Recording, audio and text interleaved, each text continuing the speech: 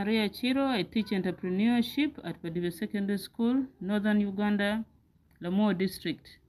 Today I want to share with you how you can use digital tools to collect and use data to support your learners and improve your teaching.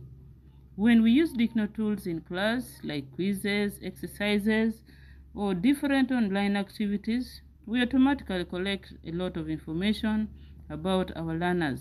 This is called data. It tells us which topics learners understand, which need a quick refresh, and also topics that learners may need extra support in. It can even show which learners are ready for a challenge. But what do we do with all this data?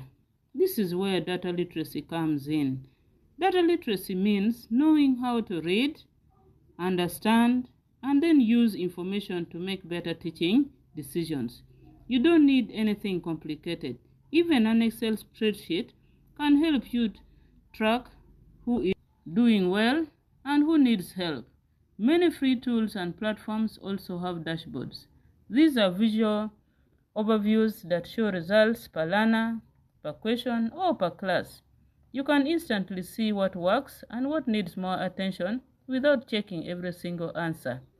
Some dashboards even give tips like, this learner struggles with, or it can be many learners made this mistake, and so on and so forth.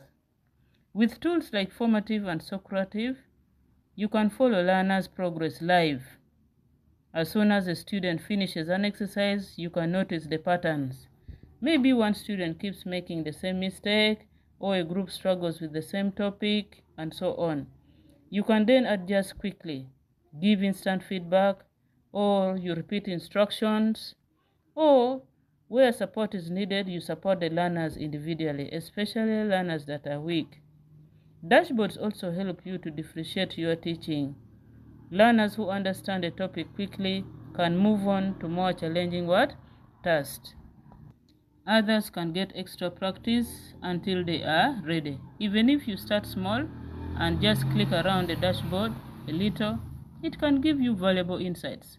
For more advanced users like learning analytics, you can track data over months or over years to improve lessons. You can also spot recurring mistakes or prevent earlier failure. But even without these tools, the main point is simple. Use data to make smarter teaching decisions. Remember, data does not tell the whole story. It shows trends and patterns, but it does not replace talking to your learners. Make sure you continue talking to your learners alongside the use of digital tools. Always respect privacy. Tell learners what data you collect and why you are collecting them and how long you will keep it. Check the platform's user policy also before using it.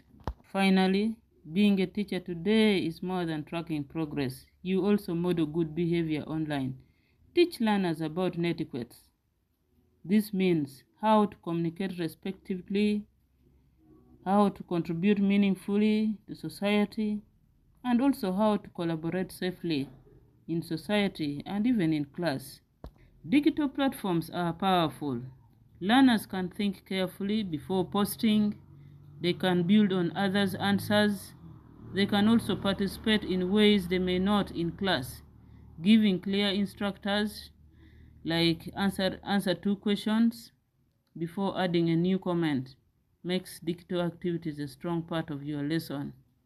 Thank you for listening. I wish you good luck using data and digital tools to support your learners. Start small. Focus on understanding your students and use these insights to make your teaching more effective every day. Yo.